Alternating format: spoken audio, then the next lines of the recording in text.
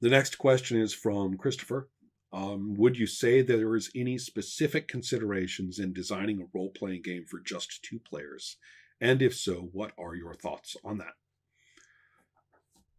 By coincidence, Christopher is taking situation and story right now. Last night's session was and had already been scheduled for addressing many aspects of this question. So just so happens that Christopher just received, a fairly heavy activity full, session that included lots and lots of things about this question. And so I'm going to cast it slightly differently, thinking about it in terms of this more general audience and perhaps being less in depth. It begins with my notion that I think, similar to many other activities, that a single person practice, a two-person practice, a small group practice, and a massive group practice constitute four distinct experiences, four distinct, perhaps cognitive spaces, four distinct potential arenas for emotional response. You have all those. I mean, you can play in any of those. I think all of those are valid or make sense for the medium of play as I discuss it, but they are very different. They're using different parts of the mind. They're using different parts of sociality.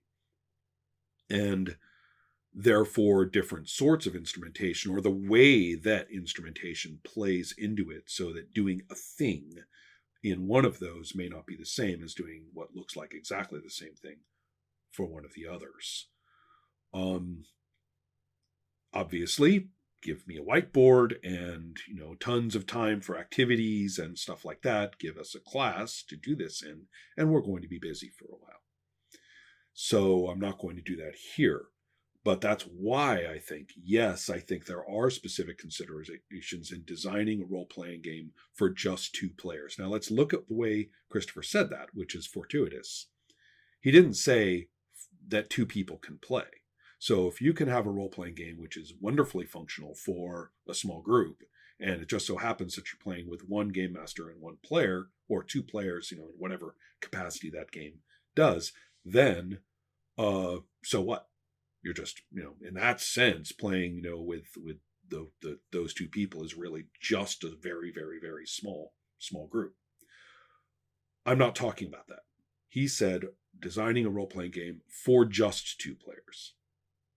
And I do think that there are many small group rules that really lose a lot of their power when you do reduce it like that.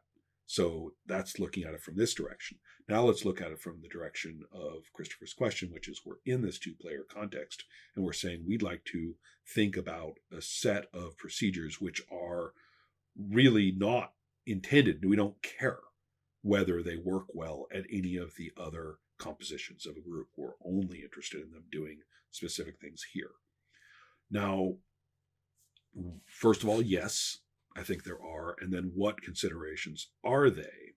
Well, let's take a look at the primary concepts of reincorporation and authorities.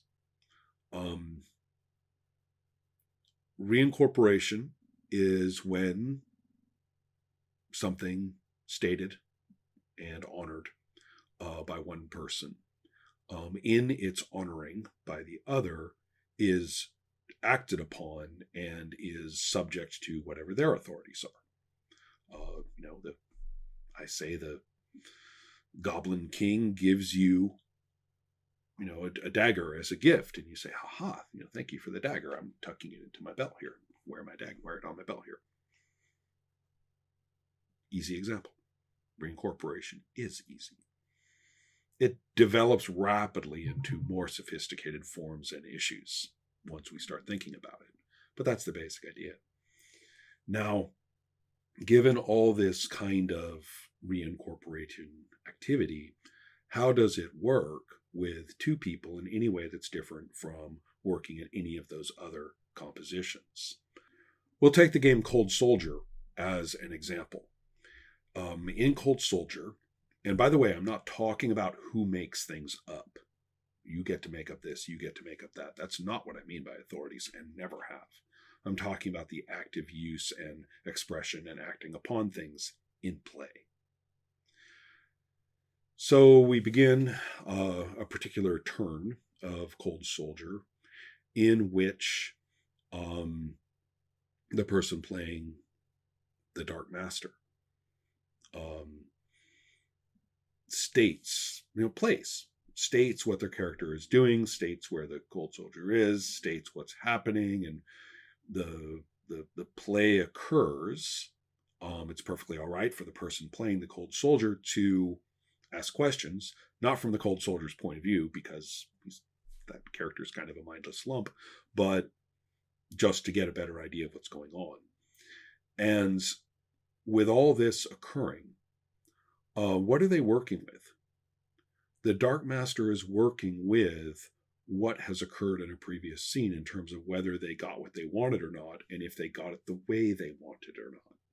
Because it could be that they didn't get what they wanted because they were defied by the Cold Soldier, or they did get what they wanted, but the Cold Soldier had not really succeeded well in the task, so it came about in some other way, and then perhaps not optimally, or with consequences that the Dark Master doesn't want. And then thirdly, that it could have succeeded and gone swimmingly. So, my plan is underway.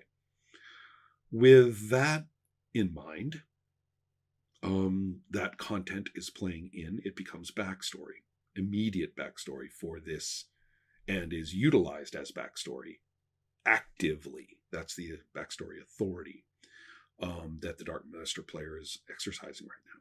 But as we continue in play, the Dark Master player has no authority whatsoever over older backstory and about the Cold Soldier's backstory. We learn those through memories. As we continue to play through the turn, the player is very likely to arrive at more memories. And those become important backstory as well. So you see, we have two inputs at different points and in different mechanics-oriented ways for backstory content coming in. Remember, I'm not talking about the making up part. I'm talking about the use. The making up part is incidental.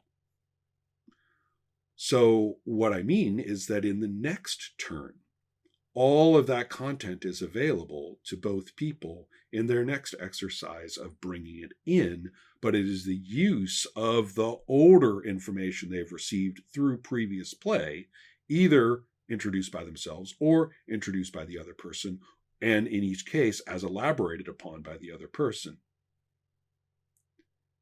So you end up with this richer backstory, both for the older events prior to the whole story and for the developing of a given scene for which the previous events are now backstory. So this is fairly sophisticated in a way that you don't really get if you say, well, we could do that across a whole bunch of people in a group, right? Not well. Not in a fashion whereby you get to know that other person somewhat too intimately in many cases in a game of this kind. You get to see what you have done and how you look as stated and as perceived by this one other person. You are locked into the gaze of the other, and you are seeing what you are to them in a wide variety of different variables at play throughout the whole process. This is actually why I don't want people playing Troll Babe one-on-one. That particular feature in Troll Babe does not work as well as the three-cornered or four-cornered array of crisscrossing points of view that I actually really think is very valuable for Troll Babe. So I hope that helps a little bit in terms of kind of understanding some of the variables I have in mind when I talk like that. So, Aldo asks a question which slots this question and answer straight into the hobby culture category. How does the response to WotC/Hasbro's OGL announcement jibe with your thesis regarding D&D as religion? Aldo goes on to make a few sub points or provide his perspective. I actually wrote him to ask for more specific perspectives of what he thinks.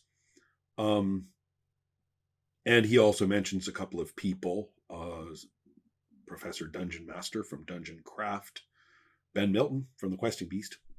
Hi, Ben. So talks about that there's been some thoughtful, considerations of this already, which I don't doubt, and that's excellent. Well, what are mine? I have two parts. One is tricky because as soon as I say, well, actually, the OGL, then everybody else thinks it's an actually discussion and happily jumps in with everything they ever thought about, open license, OGL and GNU and all the things we could blither about. Let's not do that, but I'm going to make a couple of points that dip toward that. Let's go back. Wind back our time travel to the late 90s, 25 years ago, where we can see the thoughtful presence of Ryan Dancy saying, well, if we buy this thing, how is it not just an albatross that'll screw us the way that it screwed everybody and anybody who ever owned it before? Why would we want this piece of shit? He says to various people, in charge of WotC, particularly the people with the money. And they said, what can we do? I'm joking a bit here. I know Ryan and actually quite like him. And so therefore his thoughts on this are not trivial, nor should they be thought of as sort of a dark overlord evil thing. But yes, he was looking at this in a very strategic fashion.